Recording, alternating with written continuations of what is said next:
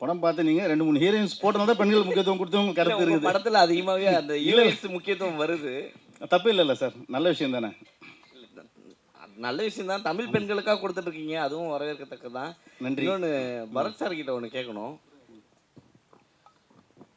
சொல்லுங்க. இப்போ சமீபமாக பார்த்தீங்கன்னா உங்கள் கதைக்களம் வந்து சூஸ் பண்ணுறதுலாம் அழகாக இருக்குது. ஏன்னா ஒவ்வொரு படத்துலையும் இப்போ லைனாக வந்ததில் வேறு வேறு கதைக்களமாக நீங்கள் அமைச்சிட்ருக்கீங்க. ஸோ இந்த இதுக்கான காரணம் என்ன? நீங்கள் மாற்றத்துக்கான காரணம் என்ன? இல்லை சார், உங்கள் கேள்வியிலே தான் பதில் இருக்குது. அதுதான் கதைக்களம் தான் ரொம்ப புதுசாக இருந்தது. யூஸ்வலாக பண்ணால் ஓடவும் மாட்டேங்குது சார். அது ஒரு பெரிய இதாக இருக்குது. நம்ம ரெகுலரான ஒரு சினிமா, ஒரு பேட்டர்னாக ஒரு சினிமா பண்ணோன்னா அதுவும் ஓட மாட்டேங்குது. ஸோ இந்த மாதிரி புதுசாக ஆக்சுவலாக இது வந்துட்டு ஒரு ஓடிடிக்கு ஒரு சின்ன பட்ஜெட்டில் வந்துட்டு நாங்கள் ஒரு ஆந்தாலஜி ஃபிலிமாக 4 கதைகள் பண்ணலான்னு தான் ஆரம்பிச்சது. பட் படம் பண்ண பண்ண அதோட நம்ம அந்த ப்ராசஸை பார்க்க பார்க்க நல்லா வருது அப்படின்னோடனே இது தியேட்டருக்கு ரிலீஸ் பண்ணலான்னு ப்ரொடியூசர்ஸ் முடிவு பண்ணாங்க. ஸோ எனக்கு வந்துட்டு இந்த கதையை கேட்கும்போது வந்துட்டு எனக்கு இந்த கேரக்டரும் புதுசாக இருந்தது. இந்த கதையில் இந்த துப்பாக்கியும் இந்த கேரக்டரையும் எப்படி ரிலேட் பண்ணுறாரு, இந்த ஸ்க்ரீன் பிளே திரைக்கதை ரொம்ப புதுசாக இருந்தது. ஸோ ஒரு புது முயற்சியாக இருக்கட்டுமே, மக்களுக்கும் வந்துட்டு இந்த முயற்சி புதுசாக இருக்கட்டும். ஏன்னா ஃபஸ்ட் ஆஃப் பார்க்கும்போது நிறைய பேருக்கு என்னடா சொல்லிட்டு இருக்காங்கிற ஒரு சின்ன ஒரு நெருடல் வரும். 4 பேர் கதை இருக்கும், அது பாட்டுக்கு போகும். பட் செகண்ட் ஆஃப் பார்க்கும்போது தான் வந்துட்டு எனக்கு இந்த காளிதாஸில் தான் நடந்தது. ஃபஸ்ட் ஆஃப் பார்த்துட்டு வெளியில் வந்தோடனே ப்ரெஸ்ட்டை கேட்கும்போது என்ன ஜி பார்த்துட்டு சொல்கிறேன் ஜி அப்படி போயிட்டாங்க. செகண்ட் ஆஃப் பார்க்கும்போது தான் அந்த ஃபஸ்ட் ஆஃப்லேருந்து என்னென்ன அந்த மாதிரி தான் இந்த படமும். ஸோ இந்த படம் வந்துட்டு அந்த அடிப்படையில் பார்க்கும்போது எனக்கு கதையாக ரொம்ப புதுசாக இருந்தது. பர் சார் கோ ப்ரொடியூசர் சொன்னார் இந்த மாதிரி ஏ சர்டிஃபிகேட் யூ சர்டிஃபிகேட்லாம் பாகுபாடு பார்க்குறாங்க அப்படின்னு. உண்மையிலே அப்படி பாகுபாடு பார்க்குறாங்களா? உங்களோட கருத்து என்ன? ஏன்னா இந்த படத்தோட சப்ஜெக்ட் உங்களுக்கே தெரியும் சார். அது சென்சார் போர்டில் யார் பார்க்குறாங்கிற ஒவ்வொரு மைண்ட் செட்டை பொறுத்து இருக்குது சார். இப்போ இந்த கதையில் வந்துட்டு பார்த்தீங்கன்னா வந்துட்டு பிளட் ஷெட் கிடையாது. எனக்கு நான் நேபாளின்னு ஒரு படம் பண்ணேன். அந்த படத்தில் பார்க்கும்போது வந்துட்டு நிறையா பிளட் ஷெட் இருக்கும், உங்களுக்கு ஆக்ஷன் நிறையா இருக்கும். அதே மாதிரி வந்துட்டு கொஞ்சம் சில சென்சுவலான சீன்ஸ் இருக்கும், வல்கரான சில சீன்ஸ்லாம் இருக்கும். அதெல்லாம் வந்துட்டு ரிமூவ் பண்ணுன்னு சொல்லி ரிமூவ் பண்ணியே திருப்பி ஏ சர்டிஃபிகேட் தான் கொடுத்தாங்க. ஸோ இப்போ இருக்கிற சென்சார் போர்டு அப்போயே அப்படி தான் ஸ்ட்ரிக்டாக இருந்தாங்க. ஸோ இப்போவும் கொஞ்சம் ஸ்ட்ரிக்டாக தான் இருக்காங்க. பட் இந்த படம் பார்த்திங்கன்னா கொஞ்சம் சோஷியல் மெசேஜ் நிறையா இருக்கும், கொஞ்சம் சில கருத்துக்களை கொஞ்சம் நிறையா வந்துட்டு உள்ளடக்கி வச்சுருப்பார் டைரக்டர். ஸோ பட் என்னை பொறுத்த வரைக்கும் நான் யூஏ தான் எதிர்பார்த்தேன் ஆக்சுவலாக. அப்படி ஒன்றும் பெருசாக ஏ சர்டிஃபிகேட்டுக்கான ஒரு கண்டென்ட் மாதிரி இது தெரியல. பட் அஃப்கோர்ஸ் சென்சார் போர்டோட அந்த மைண்ட் செட்டை பொறுத்து தான் இருக்குது சார். இப்போது டைரக்டர் சார், அதாவது மாநகரம் படத்துக்கு பிறகு ஒரு நீட்ஃபுல்லான ஹைபர் லிங்க் படமாக இந்த படத்தை நாங்கள் பார்க்குறோம். ஆனந்த ஒரு தயாரிப்பாளராக கிடைச்சதில் எங்களுக்கு பெரிய சந்தோஷம். சந்தோஷமாக இருக்குது சார். ஃபஸ்ட்டு ரிவ்யூ நீங்கள் தான் இப்போ கொடுத்துருக்கீங்க. ஏன்னா எங்கள் படத்தை நாங்களே உட்காந்து முன்மொழிஞ்சிட்டு இருக்கோம் மேடையில். நான் தான் சொன்னேன் நிறுத்துங்க, அவங்க பார்த்துட்டு கேட்கட்டும், கேள்வி கேட்டால் தான் ஏதோ ஒன்று சொல்லுவாங்கன்னு. ரொம்ப சந்தோஷம் சார். சரி, எங்ககிட்ட இருந்து ஒரு நல்ல தயாரிப்பாளர் வந்திருக்கிறதுல எங்களுக்கு ரொம்ப சந்தோஷம். அப்புறம் டைரக்டர்கிட்ட ஒரு கேள்வி. இந்த படத்தில் வந்து ஒரு துப்பாக்கி பல கதைகளில் ட்ராவல் ஆகுது. எல்லா கதைகளுக்குமான தீர்வையுமே அந்த துப்பாக்கி தான் தருது. இது வந்து வன்முறையை முன்வைக்கிறது மாதிரி ஆகாதான்? நிச்சயமாக நீ கேள்வியில் நியாயம் இருக்குது. அதுக்கு தான் நான் செகண்ட் பார்ட்டுக்கு ஒரு லீடு வச்சுருக்கேன். ஸோ அந்த செகண்ட் பார்ட்டில் வந்து கண்டிப்பாக அதை வந்து நீங்கள் துப்பாக்கி தீர்வாக இருக்காது அப்படிங்கிறத நம்புகிற மாதிரி ஒரு கதை பண்ணுவேன் கண்டிப்பாக. பரத் சார், சார் முன்னாடிலாம் உங்களை வந்து காண்டாக்ட் பண்ணோன்னா ஒரு கதாசிரியர் வந்து கதை சொல்லணும், ப்ரொடியூசர் வந்து கதை சொல்லி டேரக்டர் கதை சொல்லும்போது எனக்கு ஃபுல் ஃபிச்சாக வந்து என் ஸ்டோரியில் நான் மட்டும்தான் இருக்கணும்னு சொல்லிட்டு ஒரு விஷயம் போயிட்டு இருந்தது. ஆனால் இப்போ வந்து நீங்கள் கதை கலகம் வந்து டோட்டலாக மாற்றிட்டீங்க. இப்போ வந்து 4 ஸ்டோரியில் நீங்கள் ஒரு சின்ன பார்ட் தான் பண்ணியிருக்கீங்க. இது எப்படி இருக்குது? ஏன்னா இதே மாதிரி ட்ராவல் பண்ணுவீங்களா, இல்லை வந்து திருப்பி ஃபுல் ஃபிச்சாக தான் பண்ண போகிறேன்னு சொல்லிட்டு ஒரு விஷயம் நடக்க போதா? இல்லையே சார், அப்படிலாம் கிடையவே கிடையாது சார். அப்படின்னா நான் ஒரு வெயில் பண்ணியிருக்க மாட்டேன், ஒரு கடுகு பண்ணியிருக்க மாட்டேன். ராஜகுமாரன் சார் என் கூட நடித்தார், வெயில் பண்ணியிருக்க மாட்டேன். இல்லைனா வந்துட்டு ஒரு அழகாக இருக்கிற பயமாக இருக்கிறது ஒரு படம் அருண் குமாராக இருந்த டைமில் நான் அவர் கூட பண்ணேன். ஸோ எனக்கு என்னை பொறுத்த வரைக்கும் ஒரு கதையில் நம்மளுக்கு என்ன இருக்குது, அதே மாதிரி இந்த கதையை வந்துட்டு என்னோடய போர்ஷனுக்கு நான் ஹீரோ சார். சின்ன பாட்டு கிடையவே கிடையாது. நீங்கள் இதை ஒரு பொதுப்படையாக பாருங்கள், படமாக பார்க்கும்போது என்னோடய போர்ஷனுக்கு நான் ஹீரோ. ஒவ்வொரு போர்ஷனுக்கும் அவங்கவுங்க வந்துட்டு ஒரு முக்கியத்துவமான ஒரு கதாபாத்திரமாக பாருங்கன்னு தான் சொல்கிறேன். அதான் இது ரெகுலரான ஒரு ஹீரோ ஹீரோயின், ஒரு காமெடியன், ஒரு 4 ஃபைட்டு அந்த மாதிரி பார்க்கணும்னு நினைக்கிறவங்களுக்கு இந்த படம் பிடிக்காது. ஒரு கண்டென்ட் பேஸ்டாக பார்க்கணும், 2 மணி நேரம் வந்துட்டு நம்மளுக்கு ஒரு திரைக்கதை இன்ட்ரெஸ்டிங்கான ஒரு ஃபிலிம் பார்க்கணுன்னா பார்க்கலாம். ஸோ அந்த அடிப்படையில் தான் நான் எப்போவுமே அப்படி தான் பண்ணிகிட்ருக்கேன் சார். என்னோடய பேட்டர்ன் ஆஃப் ஃபிலிம்ஸ் அப்படி தான் இருந்திருக்கு. ஒரு சில படங்கள் ஆமாம் ஹீரோயிசம் ஃபிலிம்ஸ் பண்ணி ஆகணும் சார், கமர்ஷியலுக்கு நம்ம பண்ணி தான் ஆகணும். ஸோ அப்படி தான் நான் அதை பார்க்குறேன். நான் டைரக்ட் சார், இது ஸ்டார்டிங் ஓப்பனிங்கில் ஒரு இன்சிடென்ட் சொல்லியிருப்பீங்களே, அது ஆக்சுவலாக ஒரிஜினல் நடந்தது தானே? ஆமாம். ஆனால் அது கேஸ் இதுவாகிருக்கு. ஆனால் நீங்கள் சொல்கிறது வந்து சினிமாட்டிக்காக நீங்கள் அந்த புல்லட் மட்டும் வெளியில் வந்துருச்சு அப்படின்றத மட்டும் நீங்கள் எடுத்திருக்கீங்கல்ல, அதை மையப்படுத்தி தானே எடுத்திருக்கீங்க. ஆமாம், அதை மையப்படுத்தி தான் எடுத்திருக்கேன். அதில் ரைஃபிள் இருக்கும். இதில் வந்து கதைக்காக நான் என்ன பண்ணேன், 9mm பிஸ்டலாக மாற்றிக்கிட்டேன். சரி, அஞ்சலி நாயர் கூட ஒரு கேரக்டர் ரெடி பண்ணியிருக்கீங்களா? அது அவங்ககிட்ட சொல்லும்போது அவங்க என்ன இது காமிச்சு உங்ககிட்ட ரியாக்ஷன் ஏதாவது இருந்தது அவங்க பேசும்போதே? ஏன்னா கதை அவ்வளோ போல்டாக இருக்கும் அதில். ஏன்னா அவங்க ஒரு ஹஸ்பண்டை தாண்டி இன்னொருத்தவங்க நம்மளை யூஸ் பண்ணுறாங்கன்றது தெரிய வரும்போது ரொம்ப இதுவாக இருக்கும்ல. ஸோ அது அவங்க எப்படி எடுத்துக்கிட்டாங்க நீங்கள் சொல்லும் போது கதையை? உடனே ஒத்துக்கிட்டாங்க கதை சொன்ன உடனே. இதுக்கு முன்னாடி ஒரு 2-3 ஆர்டிஸ்ட் சொன்னேன். அவங்க வந்து கொஞ்சம் பயந்துட்டாங்க. இது வேறு மாதிரி ஏதாவது வந்துடுமோ அப்படின்னு பயந்துட்டாங்க. அப்புறம் அஞ்சலிக்கிட்ட சொல்லும்போது பார்த்திங்கன்னா, நான் வந்து வாட்ஸ்அப்பில் தான் சொன்னேன், வீடியோ காலில் தான் சொன்னேன். கதை கேட்டோன்னே கிளைமேக்ஸ் கேட்டோன்னே ஒத்துக்கிட்டாங்க, நான் பண்ணுறேன்னு சொன்னாங்க. அஞ்சலி மேடம், நீங்கள் நெடுநல் வாடகை வந்து அவ்வளோ ஹோம்லியாக நடிச்சிங்க. இது வந்து கதை சொல்ல வேண்டாம், அதிகமாக வன்முறை எடுத்தது நீங்கள் தான். இந்த இதை எப்படி பார்க்குறீங்க? சி ஆஸ் அன் ஆக்டர் நமக்கு புதுசாக ரோல் பண்ண நிறைய ஆசை இருக்கும். நானே இந்த இண்டஸ்ட்ரி வரும்போது நான் பார்க்குறது சேம் ஸ்டோரி சேம் ஸ்கிரிப்ட் பண்ணுற மாதிரி எனக்கு தோணிடுச்சு. ஸோ சார் இந்த கதை சொல்லும்போது அஃப்கோர்ஸ் என் மனசில் எனக்கு தோணுச்சு ஆடியன்ஸ் எப்படி பார்ப்பாங்க. பிகாஸ் ஆடியன்ஸ்க்கு நான் இது வரைக்கும் பண்ணுற படம் தே ஹேவ் அன் இமேஜ். அது பாசிட்டிவாக எடுத்துக்கலாம், நெகட்டிவாக எடுத்துக்கலாம். பட் நான் ஆஸ் அன் ஆக்டர் எனக்கு அந்த ஸ்டோரி கன்வின்சிங்காக தோணிடுச்சு. அதுவும் தாண்டி டிரெக்டர் கிட்ட I had trust like he will take it properly. So and I think actually நீங்கள் தான் என்கிட்ட சொல்லணும் உங்களுக்கு எப்படி பிடிச்சிருக்கா? தேங்க்யூ. டேரக்டர் சார், படத்தில் வந்து ஒரு பார்ட் வந்து ஜாதி சம்மந்தமாக ஒரு விஷயம் வச்சுருக்கீங்க. எப்பவுமே வந்து ஜாதியை பற்றி பேசினாவே நான் என்னென்னா ஒரு லெவலில் வந்து கொஞ்சம் ஏற்றி சொல்லுவாங்க.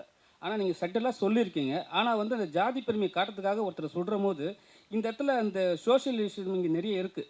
சரிங்களா? அது ஏதாவது உங்களுக்கு வந்து பாதிக்குமா? இல்லை, புரியல உங்களுக்கு கேள்வி, எனக்கு புரியல, சாரி. என்னென்னா இப்போ வந்து ஜாதி பெருமை பேசுகிறவங்க தான் வந்து கீழ்மட்ட ஜாதியை வந்து கொல்றாங்கன்னு சொல்லிட்டு ஒரு விஷயம் வச்சுருக்கீங்க. ஸோ அது வந்து இந்த கொல்றதுனால இப்போ இருக்கிற சிச்சுவேஷனுக்கு, ஏன்னா இப்போ இருக்கிற வந்து ஜாதி நீங்கள் கூட பார்த்துருப்பீங்க மலம் கலந்த விஷயம்லாம் நடந்திருக்கு. ஸோ இந்த விஷயம் வந்து இந்த படத்துக்கு பாதிக்குமா? கண்டிப்பாக பாதிக்காதுங்க. நான் அப்படி ஒன்றும் சொல்லி அதில் இல்லை. ஏன்னா ஜாதி பெருமையை பேசுகிறவங்க தான் வந்து ஜாதி கீழே இருக்கிறவங்க வந்து கொல்றாங்க. சரிங்களா? ஏன்னா அவங்க எதிர்க்க முடியாத லெவலில் வந்து கீழ் ஜாதி ஆளுங்க இருக்காங்களா? இல்லை, அப்படிலாம் இங்கே யாருமே இல்லை. இப்போ இந்த கதைக்கு அது தேவைப்பட்டுச்சு அப்படின்றதுனால தான் அதை வச்சேனே தவிர அப்படி யாரும் இல்லை. இங்கே ஓரளவுக்கு எல்லாமே படிக்க ஆரம்பிச்சிட்டாங்க. எல்லாமே ஓரளவுக்கு சென்னையை பொறுத்த வரைக்கும் அந்த பாகுபாடு கொஞ்சம் ஓரளவுக்கு கம்மியாக தான் இருக்குது. சார் இந்த சென்னையில் நான் சென்னையில் பிறந்து வளர்ந்தேன், அதனால் அப்படின்னு நினைக்கிறேன். சார் இந்த கதைகள்லேயே வந்து அபிராமியோட கதை தான் எனக்கு ரொம்ப பிடிச்சிருந்தது. காரணம் என்னென்னா துப்புரவு தொழிலாளர்களே அவ்வளோ போதிய அறிவு இல்லாதவங்க, படிப்பு இல்லாதவங்கன்னு அப்படியான ஒரு சித்திரம் இருக்கும்போது ஒரு பையனை கூட திருநங்கையாக மனப்பூர்வமாக ஏற்றுக்கிற ஒரு தாயாக ஒரு புதிய விஷயமா சொல்லியிருந்தீங்க. அது மட்டும் இல்லாமல் திருநங்கைக்கும் அவருடைய உடம்பு வந்து சுத்தமாக இருக்கணும்னு விரும்புகிறாங்க. குடும்ப சொன்னால் அவங்களுக்குமே கர்ப்பம் இருக்குது அப்படிங்கிற ரீதியில் ரொம்ப புதிய விஷயம் சொல்லியிருக்கீங்க. இந்த நபர்களை நீங்கள் யாராவது சந்திச்சிருக்கீங்களா, இல்லை முழுக்க இது உங்களுடைய கற்பனையா? இல்லை, கற்பனையாக இருக்குது. நம்ம படிக்கிறோம் இல்லைங்களா? ஸோ இதை சார்ந்த சில புத்தகங்கள் படிக்கும்போது அதில் வர தாக்கம் தான் எனக்கு. சார் நிறைய இந்த திருநங்கைகள் நம்ம பார்க்கும்போது பார்த்திங்கன்னா ரோட்டில் பிச்சை எடுக்கிற மாதிரியும் பாலியல் தொழில் பண்ணுற மாதிரியும் பார்த்துக்கிட்டே இருக்கும். ஸோ அவங்களுக்கு இதை விட நிறைய படிக்கிறவங்க இருக்காங்க, ரைட்டர்ஸாக நிறைய பேர் இருக்காங்க. ஸோ அவங்களாம் நான் நிறைய மீட் பண்ணியிருக்கேன், அவங்களாம் பேசியிருக்கேன், பழகியிருக்கேன். ஸோ அந்த தாட் நமக்குள்ளே இருந்துகிட்டே இருக்கும். ஸோ வேறு மாதிரி எதாவது காட்டலாமே அப்படின்றதுக்காக தான் அவங்க வந்து எப்படி மாறுறாங்க அந்த பக்கமே நான் போகல.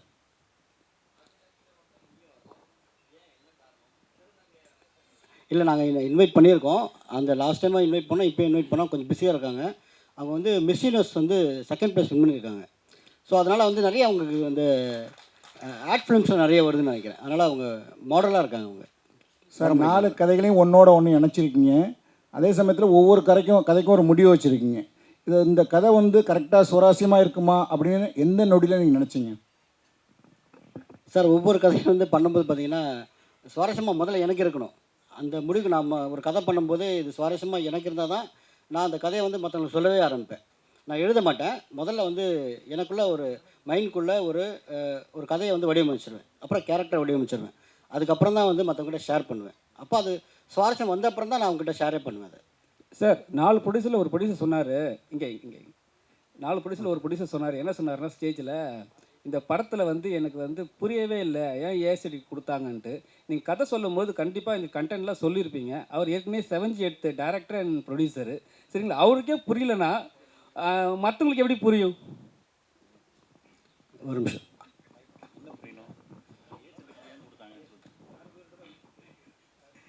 இல்லை புரியலன்னு சொல்ல, இது அந்த அளவுக்கு வன்முறையான கதையும் இல்லை.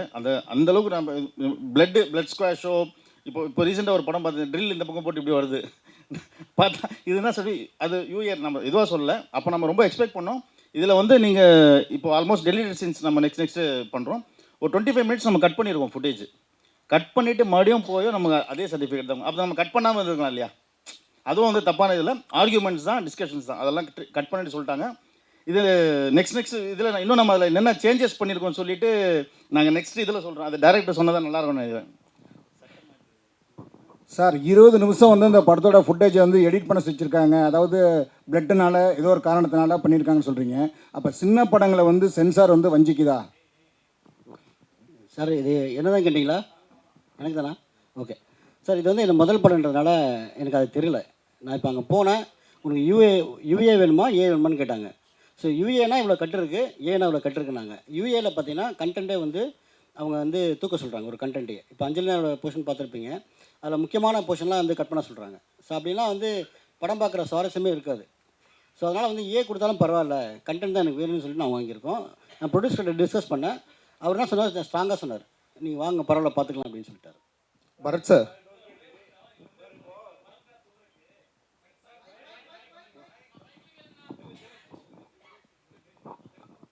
இல்லை அவர் சொல்ல மறந்துட்டார்.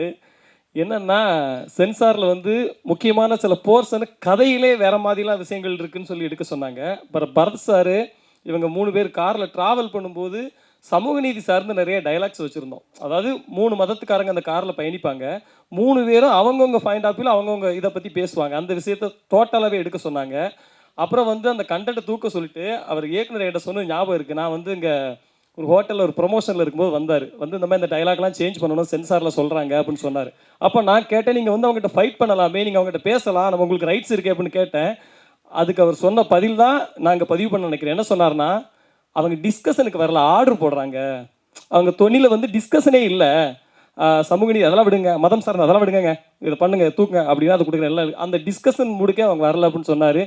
இப்போ ஒருவேளை இவர் வந்து ஒரு லோகேஷ் கனகராஜ் மாதிரி ஒரு பெரிய பெரிய நிறுவனத்தில் படம் பண்ணுற ஒரு இயக்குனராக இருந்தால் அந்த டிஸ்கஷன் மேபி நடந்திருக்கலாம்.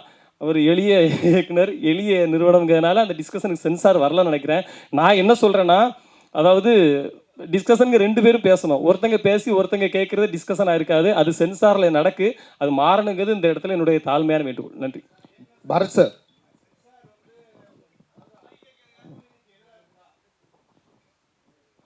சார் அதான் சொன்னேனே, இது வந்து எனக்கு முதல் படம்ன்றதுனால அவங்க எப்படி என்கிட்ட நடந்துக்கிட்டாங்க, இப்படி தான் நடந்துப்பாங்களான்றது எனக்கு தெரியல. இதுதான் ஃபஸ்ட்டு படம்ன்றதுனால. ஸோ அடுத்த படத்தில் இந்த மாதிரி கொஞ்சம் தெளிவாக இருப்பேன். தெளிவான சில கேள்விகள் கேட்க முடியும் உங்களை. பரத் சார், உங்கள்கிட்ட ஒரு கேள்வி. நீங்கள் வந்து நிறைய நெகட்டிவ் ரோல் பண்ணியிருக்கீங்க, பட் அதுக்கு ஒரு ரீசன் இருக்கும். மேபி ஹீரோயின்காக ஏதாச்சும் ஒரு விஷயம் ரிவெஞ்ச் எடுக்கிற மாதிரி ஒரு சப்ஜெக்டாக இருக்கும்.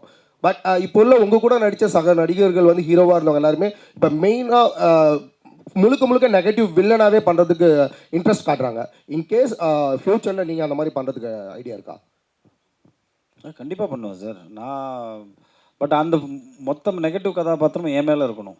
அந்த பிரிஞ்சுலாம் இருக்கக்கூடாது. இப்போது அருண் விஜய் பண்ணார்ல அஜித் சார் படத்தில். ஸோ அந்த மாதிரி இருந்துச்சுன்னா, நல்ல டேரக்டர் இருந்துச்சுன்னா, நம்மளுக்கு நம்ம பண்ணுற ஒரு எஃபர்ட்டு, நம்ம போடுற அந்த இன்வெஸ்ட்மெண்ட் வந்து யூஸ்ஃபுல்லாக போய் சேரும். இல்லைனா சும்மா ஏனோ தானோன்னு பண்ணுறது வேஸ்ட். கண்டிப்பாக பண்ணுவேன் சார். ஏன்னா இன்ஃபேக்ட் ஏதோ ஒரு இன்டர்வியூவில் கூட ஒரு விஜய் சேதுபதி கூட சொல்லியிருப்பார், நெகட்டிவாக பண்ணுறது தான் இன்னும் ஆக்சுவலாக மீட்டர் அதிகம், இன்னும் நிறையா பெர்ஃபார்ம் பண்ணலாம், இன்னும் எக்ஸ்ட்ராவாக வந்துட்டு நம்மளால் வந்துட்டு ஒரு ஸ்டெப் போய் பெர்ஃபார்ம் பண்ண முடியும். ஸோ கண்டிப்பாக நான் பண்ணுவேன். வெறும் இந்த 4 பேர் தானே, இந்த சைடெல்லாம் சைலண்ட்டாக இருக்காங்களே. புரியல சொல்லுங்கள் சார். படத்துக்கு டைலாக் ரைட்டர் வந்து ஜெகன் கவிராஜ்.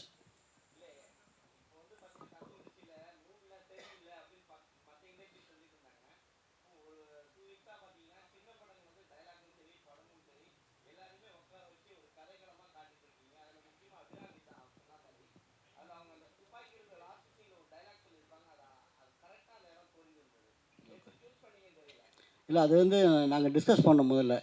டிஸ்கஸ் பண்ணிட்டு இது அதிகமாக வந்து நான் இவர்கிட்ட ஜெகன் கிட்ட தான் நிறைய டிஸ்கஸ் பண்ணுவேன். ஸோ அப்போது வந்து பிளான் பண்ணவும் இப்படி பண்ணலாமான்னு கேட்டேன். ஸோ உடனே அதுக்கேற்ற மாதிரி ஒரு டைலாக் அவர் தான் சொன்னார் அந்த இடத்துல. ஸோ அது பொருத்தமாக இருந்துச்சு கதைக்கு. சார் ஒரு கேள்வி, அது இந்த சர்டிஃபிகேட் சென்சார் சர்டிஃபிகேட் படிச்சுதான் ஏ சர்டிஃபிகேட் கொடுத்தாங்க, நீங்கள் பேசாமல் வந்துட்டீங்கன்னு சொன்னீங்க. பட் இதே மாதிரி சூப்பர் ஸ்டார் படங்கள், அப்புறம் பெரிய டைரக்டர் சங்கர் போன்ற படங்கள்லாம் இதை விட பெரிய வன்முறைகள்லாம் இருக்குது, படங்கள்ல இருக்குது. பட் அதுக்கு வந்து யூ சர்டிஃபிகேட்டே கொடுக்குறாங்க. அதை பற்றி நீங்கள் ஃபைட் பண்ணாமல் வந்தீங்க, உங்களுக்கு யாராவது அட்வைஸ் பண்ணலையா? அதை பற்றி நீங்கள் இப்போ அந்த மாதிரி பெரிய டைரக்டர் பெரிய படங்களுக்கு கொடுக்குறத பற்றி நீங்கள் என்ன நினைக்கிறீங்க? இப்போ பெரிய ஹீரோக்கள் படங்களுக்கு யூ சர்டிஃபிகேட் கொடுத்துட்றாங்க. அது எத்தனை பேரை கொண்டாலும் சரி, 100 பேரை கொள்றாங்க, 1000 பேரை கொள்றாங்க, அந்த மாதிரிலாம் நடக்குது. அதுக்கெல்லாம் யூ சர்டிஃபிகேட் கொடுக்குறாங்க. பட்டு இதில் வந்து அவ்வளோ பெரிய வன்முறையெல்லாம் ஒன்றும் இருந்த மாதிரிலாம் தெரில. துப்பாக்கி சூடு மட்டும் தான் தெரியுது, வேறு ஒன்றும் தெரில. ஒவ்வொரு படத்தில் 1000 துப்பாக்கி, பலாயிரம் துப்பாக்கி, பீரங்கெல்லாம் கொண்டு வந்து சுடுறாங்க. ஆனால் இந்த படத்தில் அந்த மாதிரிலாம் ஒன்றும் இல்லை.